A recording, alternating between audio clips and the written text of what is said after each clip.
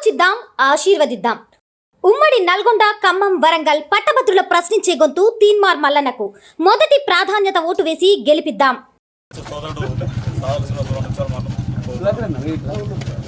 అందరికీ నమస్కారం. తీన్మార్ మల్లన్న ఆయన అందరికీ తెలిసిన మనిషి. వారి గురించి మనం ఎవరో చెప్పాల్సిన అవసరం లేదు.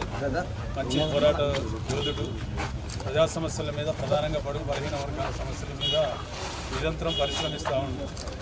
తను ఒక అవకాశం కోసం ప్రజాప్రతినిధిగా సేవను ముందుకు తీసుకుపోవాలని చెప్పి గతంలోనే నిలబడ్డాడు. అందరి అంచనాలకు భిన్నంగా ఆ రోజు 2వ స్థానంలో నిలవటం కాదు, నిజంగా గెలిచినట్టుగా యువత కానీ మరి మార్పును కోరుకునే వాళ్ళందరూ కూడా ఓట్లేసాం.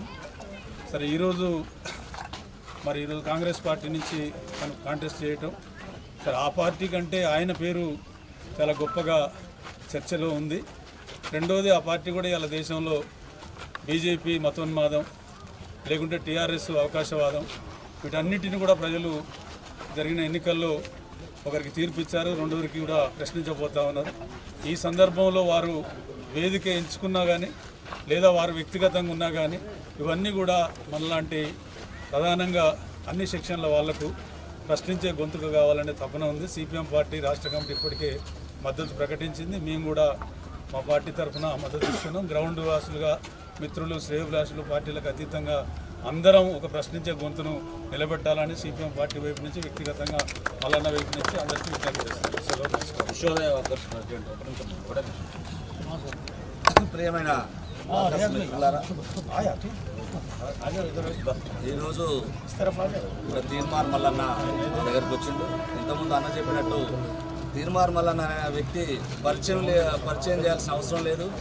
అతను ప్రశ్నించే గొంతుగా గత ఎన్నో సంవత్సరాల నుంచి తాను జర్నలిస్ట్గా ఉంటూ అనేక సమస్యలను వెలుగులోకి తీసుకొచ్చిన వ్యక్తి.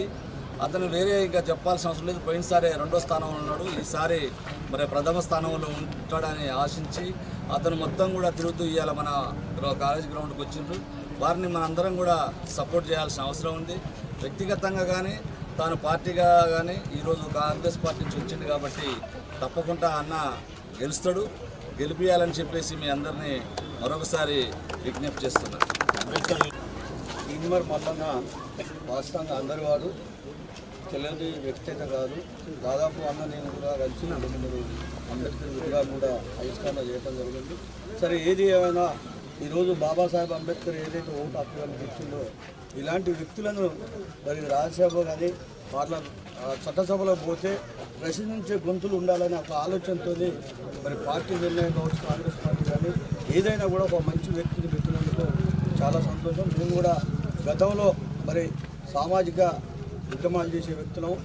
మాకు రాజ్యాంగం రిజర్వేషన్ కావాలని ఒక ఆలోచనతో రాహుల్ గాంధీ గారు పాదయాత్ర చేసుకుంటూ వేరే పార్టీలు అయితే ఈ 2 ఉండయి, ఎస్సీ ఎస్టీ బీసీ మైనార్టీలను కూడా మళ్ళా యథావిధిగా వస్తాం కాబట్టి ఈ కావాలనే ఆలోచనతో పెడితే మేము కూడా మా రాష్ట్ర వ్యాప్తంగా రాష్ట్ర పిలుపు మేరకు కాంగ్రెస్ పార్టీ పార్లమెంట్లో కానీ, అసెంబ్లీలో కానీ, ఇప్పుడు అన్నని కూడా పట్టభద్రుల్లో కూడా తప్పకుండా మనందరం ఇక్కడికి వచ్చే వాకర్స్ అసోసియేషన్ అన్ని పార్టీలకు అతీతంగా ఉన్నాం కాబట్టి ప్రశ్నించే గొంతు ఉండాలి కాబట్టి తప్పకుండా మల్లన్నకు మనందరం కూడా మద్దతు తెలిపి భారీ మెజార్టీతో గెలిపియాలి. పోయినసారి అందరం కూడా స్వచ్ఛందంగా చేసినాం సీనన్న అంటూ, ఈసారి కూడా మనందరం కూడా మన కుటుంబ సభ్యులు ఎవరైతే పట్టభద్రులు ఉంటారో వాళ్ళందరినీ కూడా చెప్పి మన వంతుకు కూడా అన్నకు ఓటేసి గెలిపించాలి.